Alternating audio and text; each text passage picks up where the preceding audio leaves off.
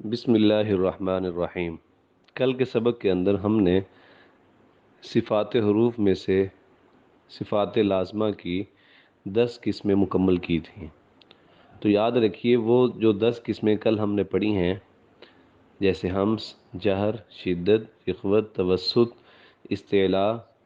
استفال، اطباق، انفتاح اور اسی طرح اطلاق اور اسمات، ان کو صفات لازمہ متضادہ بھی کہتے ہیں۔ ان کے علاوہ مزید 7 صفات ہیں، انشاءاللہ آج ہم ان کو پڑھیں گے۔ ان کو صفات لازمہ غیر متضادہ بھی کہا جاتا ہے۔ نمبر 1، قلقلہ، ساکن ہونے کی حالت میں آواز کا ہلنا، یعنی یہ 5 حروف ہیں، 5 حروف جب ساکن ہوں گے تو ان میں آواز کو ہلایا جائے گا، اور یہ 5 حروف قطب، جدن، قاف، طا، با، جیم، دال، جیسے آق، ایق، اوق، آط، ایط، اب، اج، اد، تو یہ ہے قلقلہ۔ نمبر 2، تفشی، تفشی کہتے ہیں منہ میں آواز کا پھیل جانا، اور یہ صرف جو ہے شین کے اندر ہوتی ہے، یعنی شین کے اندر آواز پورے منہ کے اندر پھیل جاتی ہے، جیسے شین یا اش، تو یہ تو تفشی ہے، یہ صرف شین کے اندر پائی جاتی ہے۔ اسی طرح نمبر 3، استطالت، استطالت کہتے ہیں زبان کو دراز کر کے، لمبا کر کے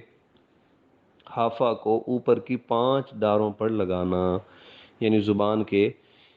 کروٹ کو، کنارے کو، جو شروع والی ہے اوپر کی 5 داڑوں پر لگائیں گے، اور یہ صرف جو ہے یہ صرف ضاد کے اندر پائی جاتی ہے، صفت استطالت، یعنی زبان کو لمبا کر کے اور زبان کی جو کروٹ ہے اس کو اوپر والی 5 داڑوں کے ساتھ لگایا جاتا ہے، جیسے ضاد، ضاد، او، او۔ نمبر 4، صفیر، صفیر حرفوں میں سیٹی کی سی آواز نکالنا، یعنی کچھ حروف ایسے ہیں جن کی آواز کے اندر سیٹی پائی جاتی ہے، اور یہ حروف 3 ہیں۔ نمبر 1، ز، صاد، سین، تو ان کو حروف صفیریہ بھی کہتے ہیں۔ نمبر 5، لین، واو لین اور یا لین کو ایسی نرمی سے ادا کرنا کہ آواز بند نہ ہو۔ واو لین تب ہوتی ہے واو ساکن ہو اور اس سے پہلے زبر ہو، یا ساکن ہو اور اس سے پہلے زبر ہو، تو یا لین ہوگی، واو ساکن اس سے پہلے زبر، تو واو لین، جیسے با واو زبر بو، با یا زبر بئی، بو بئی،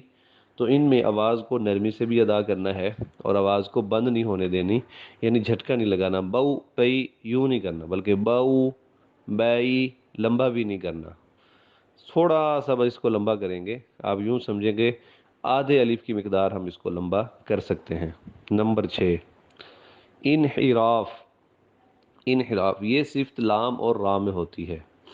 یعنی لام اور رام میں سے ہر ایک اپنی ادائیگی میں ایک دوسرے کے مخرج کی طرف مائل ہوتا ہے، جھکتا ہے،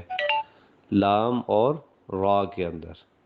یہ صفت انحراف پائی جاتی ہے، دونوں ایک دوسرے کی طرف مائل ہوتے ہیں۔ نمبر 7، صفت تقریر،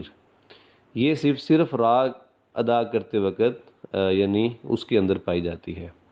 صفت تقریر کا مطلب ہے را ادا کرتے وقت، پڑھتے وقت کنارہ زبان میں کپ کپی سی ہو جانا، جیسے ار، اور، اور، تو یہ جو تھوڑی سی آواز ہے یہ جو ہل رہی ہے ان کو صفت تقریر کہتے ہیں۔ امید ہے آپ کو یہ تمام صفات جو ہیں یہ سمجھ آ گئی ہوں گی۔ جزاک اللہ خیر۔